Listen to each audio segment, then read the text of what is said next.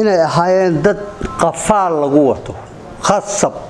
rati dhaansan oo kale. Maxamuud Cabdiraxiin Cabdiqaadir iyo Cusmaan Maday Cusmaan oo ka tirsan ururka argagixisada ee Al-Shabaab labaduba waxay qayb ka ahaayeen raggii soo weeraray jeelka weyn ee magaalada Boosaaso bilowgii sanadkii 2021 waxaana maanta la hor keenay maxkamadda ciidamada qalabka sida dambiyada culus iyo shanta gobol ee Puntland.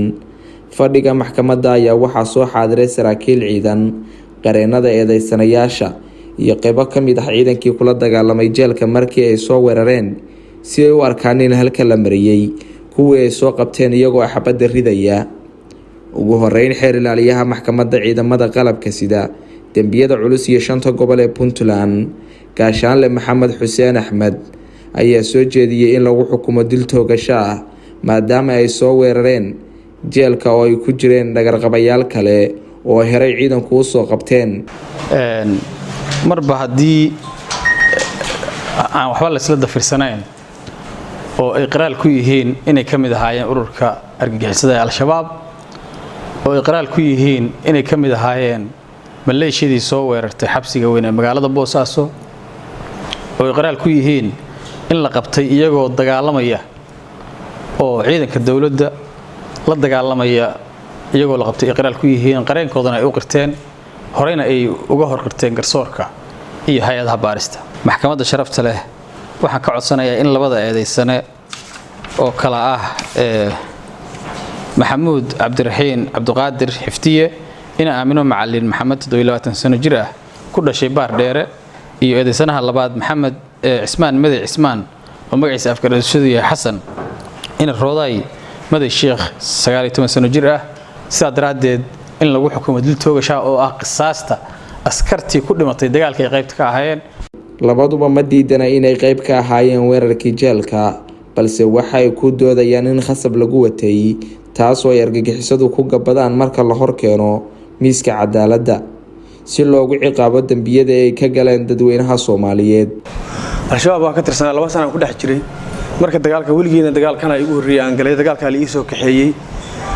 halka aan soo marnay baadiyaas toddoba cisho oo kale uu qaatay safarkeena aan ka soo baxnay Calmadow aduu soo soo dhaadhaceen waxaan nimid goobtii dagaalka uu ka dhacay isku kala qaybeen dagaalku uga kala baxeen goobtii xabadda ay bilaawatay maxaabiis ay soo baxsataan anigu aan la baxsaday waxay soo daba kacday 5 qof oo Al-Shabaab ka tirsan waanu baxsanay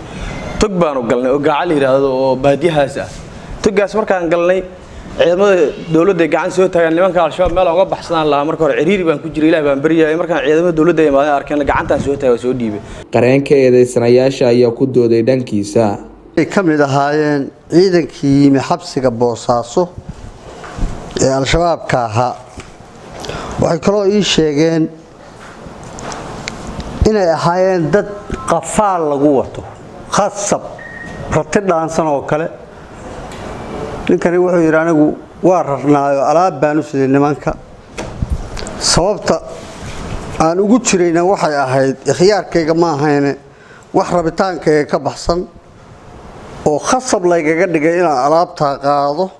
maadaama ay qiraal ku yihiin waxa lagu sheegayo inay la socdeen hubna u sideen laguna qabtay iyagoo hubkiisita haddii anigu meel aan wax ka iraahdo ma joogo laakiin maxkamadda waxaan soo jeedin lahaa inay u eegto qodobada fududeeya dambiga maadaama ay dhalinyaro yihiin wax walibana u fudud yihiin. maxkamadda sharafta leh waa mahadsantahay. Gaashaanle Dhexe Cabdirasaaq Jaamac Cabdulle gudoomiyaha maxkamadda ciidamada qalabka sida dambiyada culus iyo shanta gobol ee Puntland ayaa ku dhawaaqay xukunka maxkamadda. maxkamaddu markay aragtay ay u cadaatay inay ka mid yihiin ururka Al-Shabaab kana mid yihiin ciidankii soo weeraray jeelka Boosaaso kuna laayay askar ka mid ah ciidanka dawladda Puntland waxay maxkamaddu ku xukuntay dil toogasho waxayna u cuskatay maxkamaddu shariicada islaamka xeerka number 10 qodobkiisa labaad farqada koowaad ee la dagaalanka argagixisada waxaa ka furan bir rafcaana